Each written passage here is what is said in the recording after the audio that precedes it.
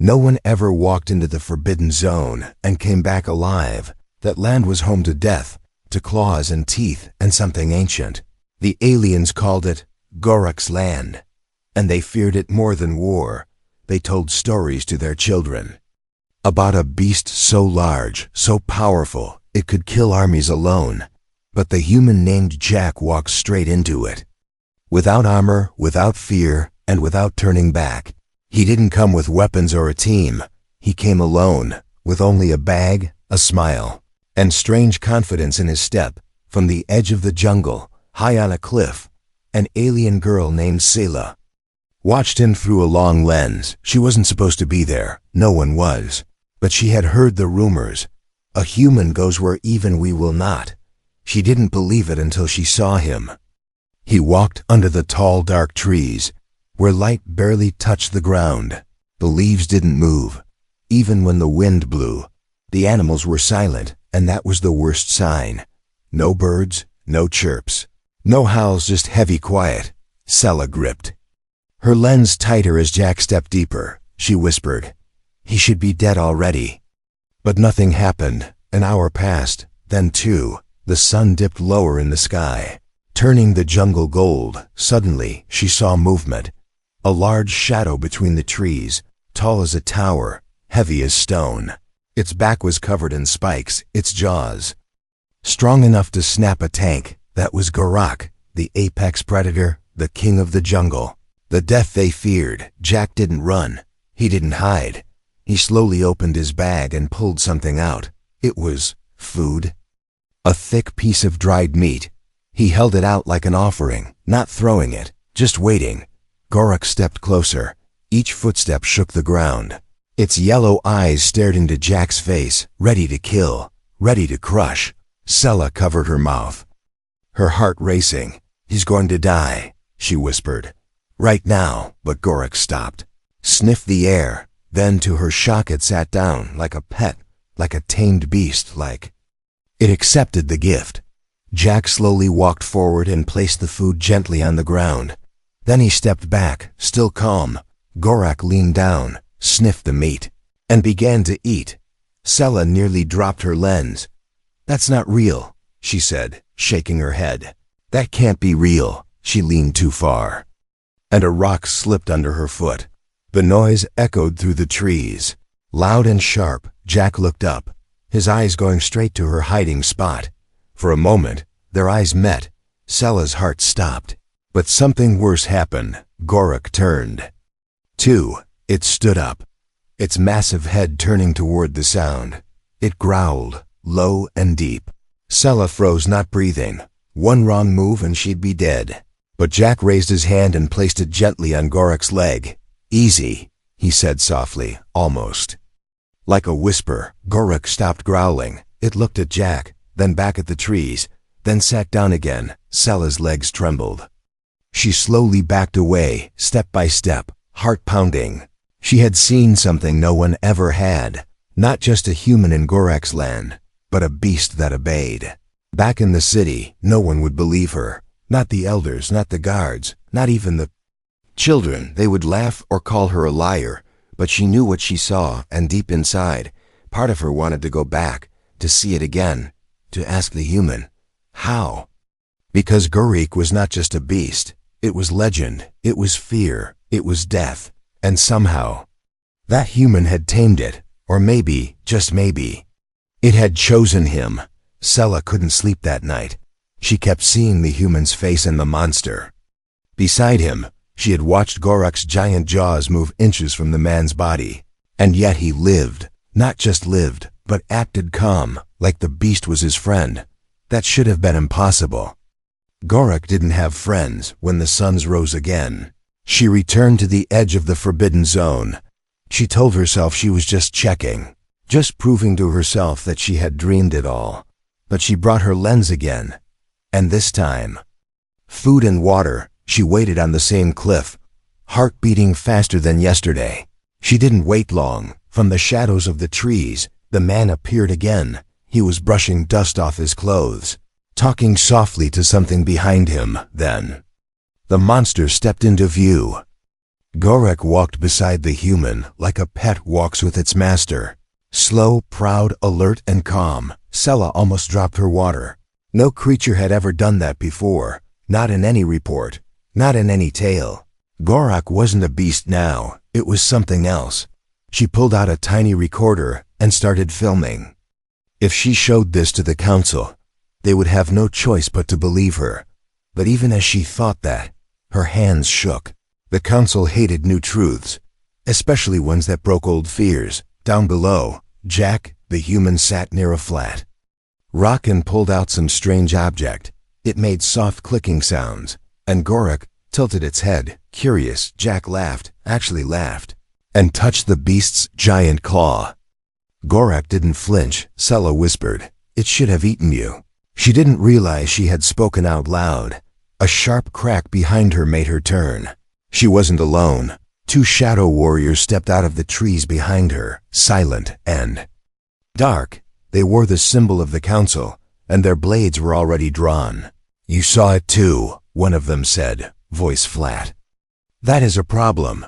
She grabbed her pack and ran. Branches tore at her arms and legs. Roots pulled at her feet, but she didn't stop.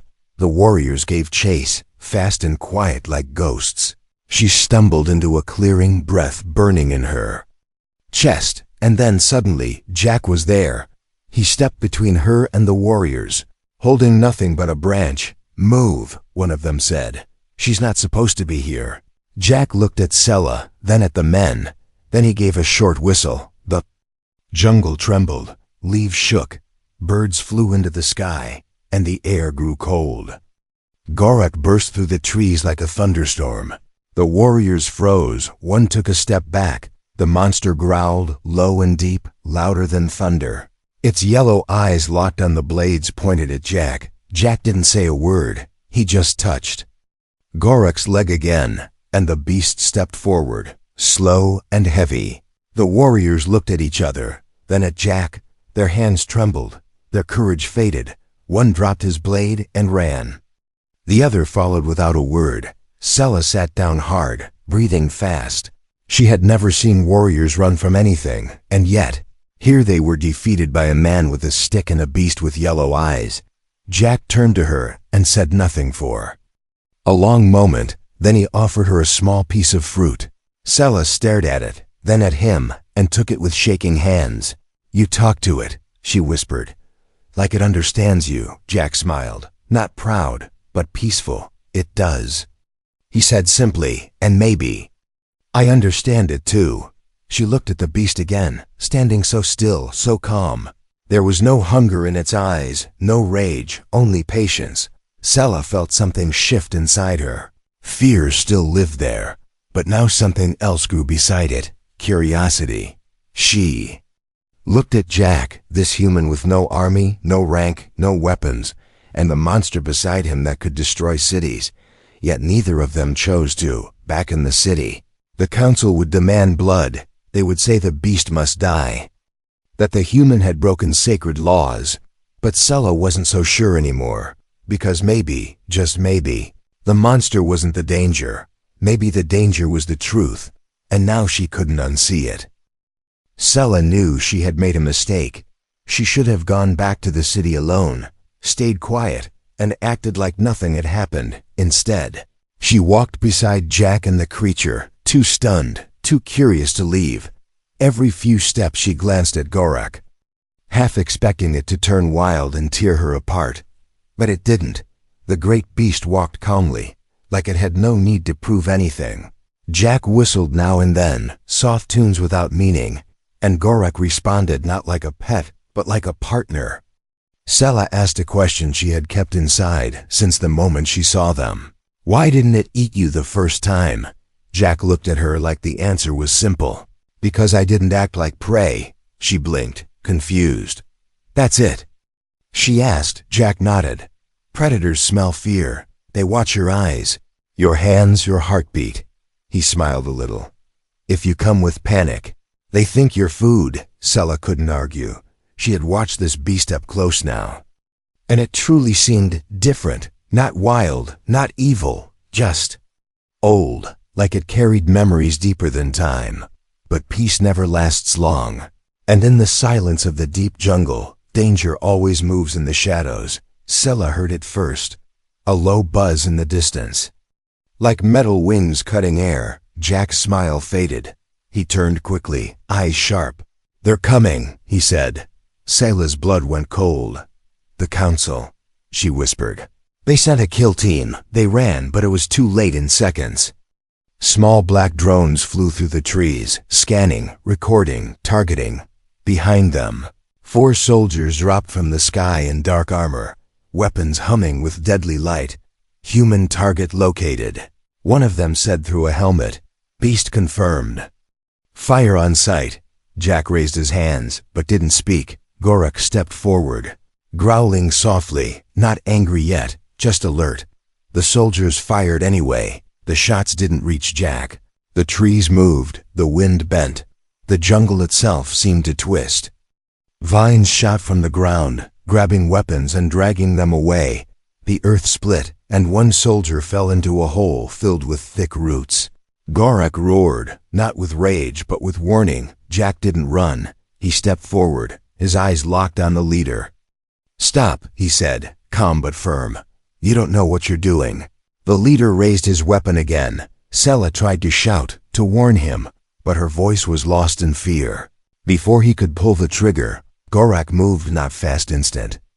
1 second the beast was beside Jack, the next it was on the soldier. Claws crushed metal like paper, the weapon shattered and the man screamed. The other soldiers froze, watching their strongest man disappear in a blur of teeth and roar, "Fall back." One of them shouted, "Fall back now." They didn't wait, they ran. And the drones vanished with them. The jungle grew quiet again. Jack knelt beside the crushed helmet, picking up a small blinking device. "Tracker," he said, tossing it into a deep pool nearby. Sela still hadn't moved. Her heart pounded in her chest.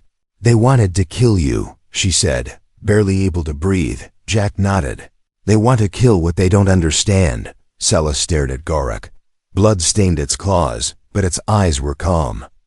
It looked at her, blinked once, then sat down, like the threat was over. The jungle protected them. Not just Gorak, but everything around them.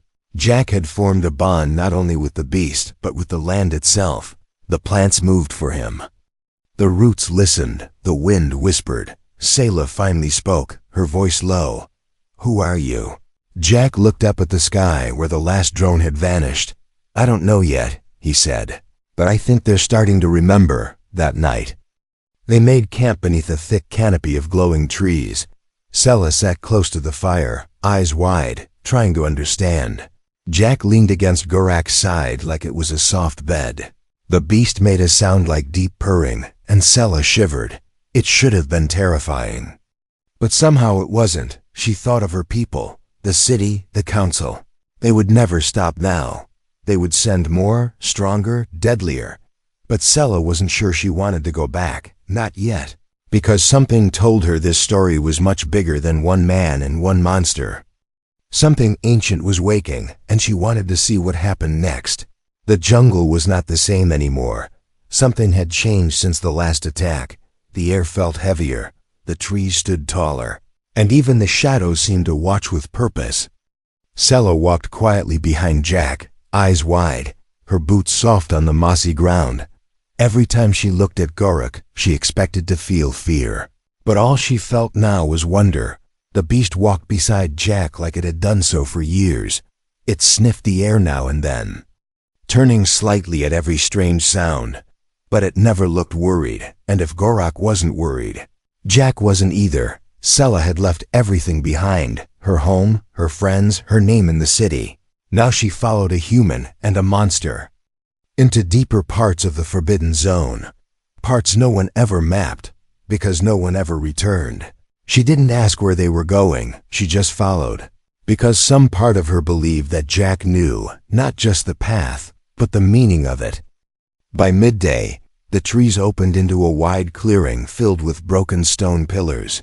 Carvings covered the surfaces, images of beasts like Gorak standing beside human shapes. Some showed them fighting together, others showed humans riding them. Sela stepped closer. Brushing dust from one wall, she gasped. This is history, she said. But it's all wrong. Jack nodded slowly, his eyes tracing the ancient symbols. We were here before, he said, a long time ago. Sella turned to him, confused. You mean humans? Jack didn't answer right away. He knelt beside a cracked stone where a symbol of Gorak's kind was carved into the center. They weren't just monsters, he said softly. They were protectors. Sella tried to understand. Her people had told stories of beasts like Gorak, violent, wild, uncontrollable. But these walls told a different story, one of trust, of friendship, of unity. Before she could speak, the ground shook. Gorak raised its head. Growling low, something was coming from the trees. A group of soldiers appeared different from the last ones. Heavier armor, bigger weapons, and machines that floated behind them like metal beasts. They had found them again. Step away from the human. One voice shouted, the council has ordered his capture. Sella moved in front of Jack before she even thought about it. No, she said, her voice shaking. You don't understand. The soldier raised his weapon. Then we'll make you understand. Before he could fire, the jungle moved. Not just Gorak, but everything. Vines snapped like whips, roots tore through the soil. The earth itself rose in anger. The machines opened fire, cutting down trees, burning stone. But the jungle didn't stop. It fought back, wild and alive. The clearing turned into a war of nature versus steel. Gorak leapt forward, slamming into a machine and tearing it apart with one massive swipe. Jack stood in the center of it all, arms wide, not afraid, he called out. Not in words, but in sounds, low and steady, like music, and the jungle listened.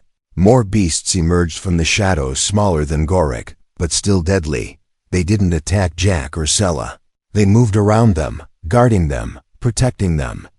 The soldiers fell back, screaming into their radios, retreat, retreat. It's not just one beast, it's all of them. When the last machine exploded and the smoke cleared, Jack knelt again beside the stone ruins. Sella stood in silence. Heart racing, clothes torn, face covered in ash. You didn't control them, she said, her voice hoarse. You called them. Jack looked up. They remembered us, he said. They never forgot. Sella stared at him like she was seeing a ghost. The carvings weren't lies, they were warnings. Or maybe they were instructions, left behind by the first humans. But someone had erased them. Someone wanted this truth buried. The council, the city, the false history, everything she believed in was built on a lie. And now the jungle itself was revealing the truth. Sella took a deep breath. I need to show them this, she said. They have to see it. Jack didn't speak. He looked into the trees, into the place where more danger was sure to come. They'll try to destroy it, he said quietly. Like they tried to destroy us. Sella looked down at the stone carving, at the human and beast side by side. They won't succeed, she said. Not this time. Behind her, Gorak growled low. Like it agreed, and deep beneath the earth, something ancient began to stir. Something bigger than even Gorak, something waiting to be awakened. Smoke still rose from the jungle. The machines were gone, broken and buried beneath vines and soil. But Jack and Sella didn't feel like they had won. They were just standing on the edge of something bigger, something that had waited for years to be found. The carvings in the ruins said too much. They told stories that should have never been forgotten. And now Sella couldn't stop thinking about them. Humans and beasts working together, living together, guarding something. She had grown up believing the jungle was cursed, that the monsters inside were soulless killers. But the truth was much older. It wasn't a curse, it was a memory one. Her people had buried in fear. Sella picked up a broken piece of the stone wall and placed it carefully in her pack. She didn't know how much time they had before more soldiers came. But she had to bring something back, some kind of proof people needed to see it with their own eyes. Jack watched her quietly. He looked tired, but his eyes were still sharp. He could feel the ground humming beneath his boots. Something deep was moving, far below. We can't stay here, he said. "They'll come again," Sella nodded. "We'll go to the city," she said. "I'll speak. I'll show them." Jack didn't argue, but the moment they turned to leave, Gorak stood still and let out a sound unlike any they had heard before. It was not a growl, not a roar, something softer, older. The trees shivered, the leaves curled, and even the sky seemed to pause. Jack placed a hand on the beast's side. "What is it?" Sella asked. "There's another," Jack said slowly. "One more like Gorak." Sela stepped back. "Another beast," Jack nodded. "The first one." They changed direction, deeper into the jungle again, not toward the city, but toward a mountain that no one dared name. It was black and quiet, always covered in mist. Old maps called it the Bone Hill. Locals never spoke of it aloud. As they climbed, the plants thinned, the air grew colder, and the silence returned, heavier than before. No birds, no insects, no breeze. Just the crunch of boots and the soft breaths of Gorak beside them. Near the top they found it, a great stone door half buried in earth, taller than 10 men and covered in markings like those in the ruins. Jack placed his hand on the surface. It pulsed, like it was alive. The door began to shift, grinding slowly open. Cold air poured out from the dark inside, and from the shadows, something stepped forward. The second Gorak was even larger. Its scales were older, cracked like stone. Its eyes burned with deep gold light, but they didn't shine with rage. They looked tired. The beast stopped and stared at Jack. Then it lowered its head. Sella couldn't speak. She had expected a monster, but what she saw was a king. Jack walked toward it without fear. He raised his hand slowly, and the beast leaned forward, touching its forehead to his palm. A soft glow lit up the cave walls, spreading like fire through the old carvings. The mountain itself began to wake behind them. Gorak growled, not with jealousy, but recognition. It bowed slightly to the larger one. The second beast let out a deep call that echoed down the hills and into the trees.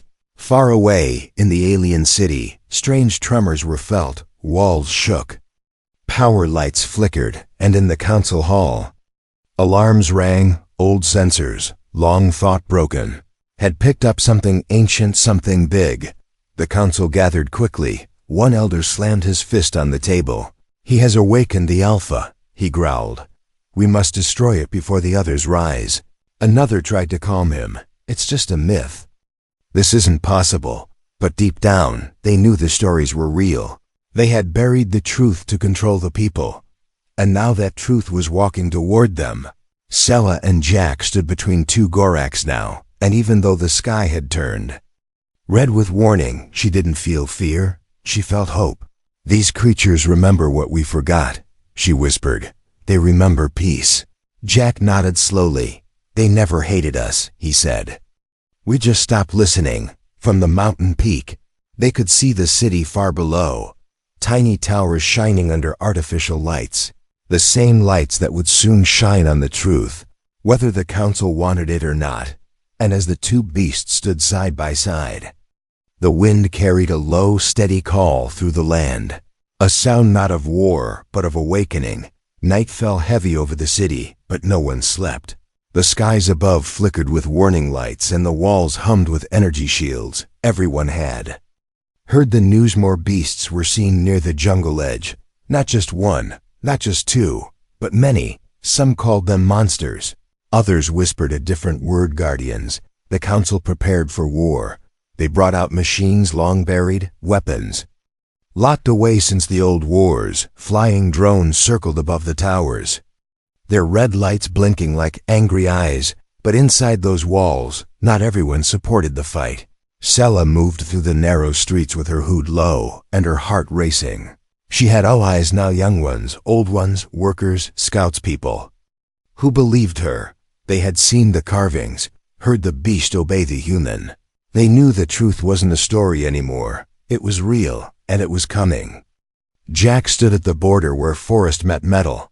Gorak sat beside him, calm but watching. Behind them, the second beast, older, slower, but no less strong, waited in silence. In the distance, more shapes moved between trees, slow and steady. The jungle had answered Jack's call. He had no army, no banner, no flag, only trust. That trust had brought the predators together, and they weren't just waiting, they were ready. Sela arrived with a small group carrying supplies. Maps and stolen codes. She handed Jack a small chip, glowing faintly. "This will shut down the outer gates," she said. "But once we're in, there's no turning back." Jack nodded. "I don't plan on turning back." Far above, the city's main tower lit up, the high speaker's voice filling the air through loudspeakers. "Attention, citizens. The jungle is rising against us, and a human is leading them. We will protect our way of life. We will not bow to beasts." But many listening didn't feel safe. They looked to the jungle, then to their children, then to the sky, and they wondered, what if the council had been lying all along? The gates opened with a soft click, power lines shorting out just long enough. Jack stepped forward, not sneaking, not hiding. The beasts followed behind him, slowly, like shadows rising from the earth. No one spoke. The city watched, stunned, as the creatures entered without blood, without fire. Gorak stopped in the middle of the main square and sat, calm and proud. The people didn't scream, they watched, waiting for something they didn't understand. The high speaker arrived with soldiers, weapons charged, faces cold. He stepped forward and pointed straight at Jack. "You bring them here like pets," he shouted. "Do you think this proves something?" Jack didn't blink. "They came on their own," he said. "Because the truth is older than your lies." The speaker raised his hand, the signal to fire. But before anyone could move, the ground shook. A slow, heavy thud rolled through the air. Then another. The final guardian had arrived. It stepped into the city like a mountain walking, taller than any tower. Its body was marked with scars, its back covered in vines and stones. It looked down at the city not with rage, but with sadness, like it remembered something beautiful that had been broken. The speaker shouted again, but no one listened, not even his own guards. Weapons dropped one by one. The beasts didn't roar, didn't growl. They waited, silent. Jack walked forward alone, past the guards, past the speaker. He turned to the crowd. "You feared what you didn't understand," he said. "But they never wanted war." Sela joined him, her voice clear and strong. "These creatures protected the first humans who came here. They remember us, even if we forgot them." A child stepped forward from the crowd and walked up to Gorak. The beast looked down and slowly lowered its head. The child touched its face and smiled. No one moved, no one breathed. The speaker dropped his hand, shaking with anger. But no one stood with him anymore. That night, the lights in the city dimmed. Not from fear, but from understanding. The jungle and the steel had met. And for the first time, there was no blood, but peace was not yet won.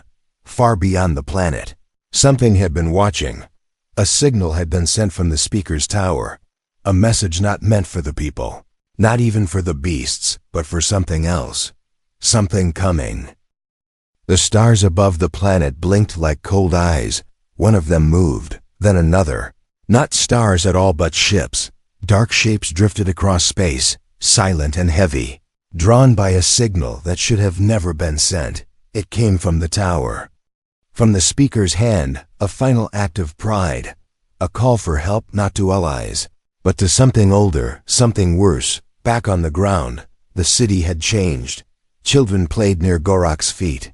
Traders offered food to Jack and Sela. The beasts rested in the open, eyes watching but calm.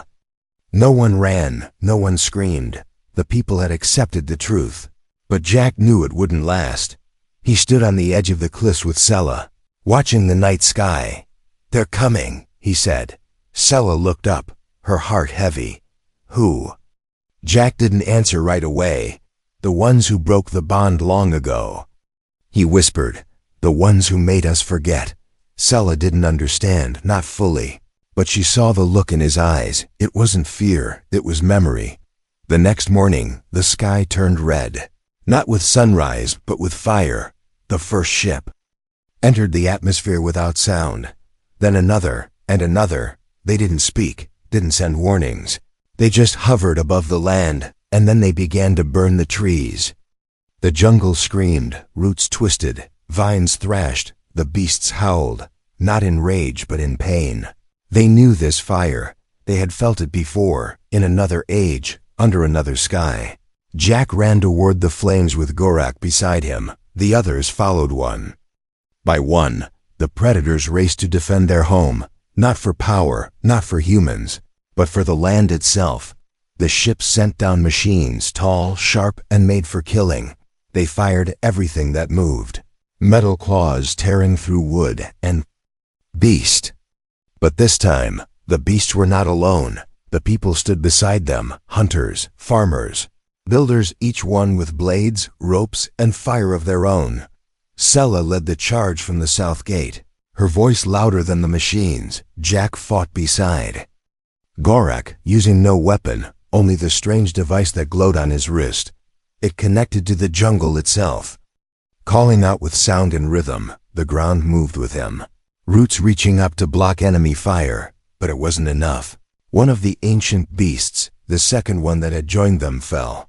Its body crashed into the trees, blood dark and thick. The earth shook with sorrow. Jack ran to it, dropped to his knees, and touched its face. "I'm sorry," he whispered.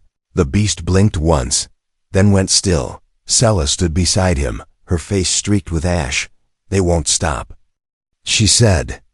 "They'll burn it all." Jack looked at the sky, the ships, the smoke. "Then we give them something they can't destroy." He turned to Gorak, who stood tall despite the fire. "Are you ready?" he asked. The beast growled softly and lowered its head. Jack climbed onto Gorak's back. It was the moment from the carvings, the lost memory brought back to life. The human and the beast, not riding into war, but into truth. He raced up the hills, toward the tallest cliff.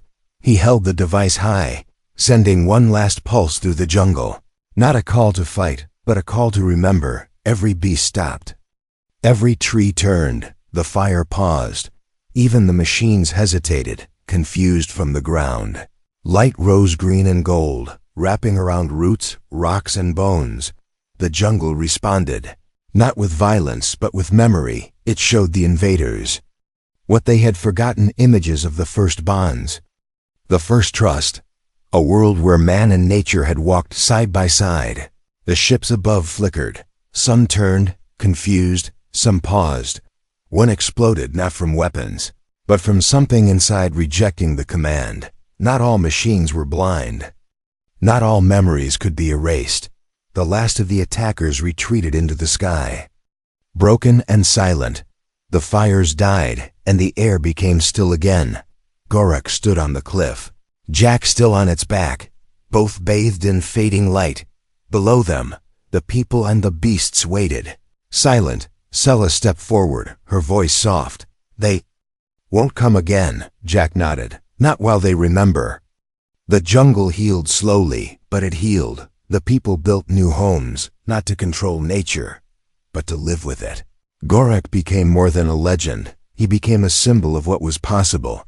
And when children asked how a human tamed the apex predator, Sela would always smile and say, "He didn't tame it, child. He listened."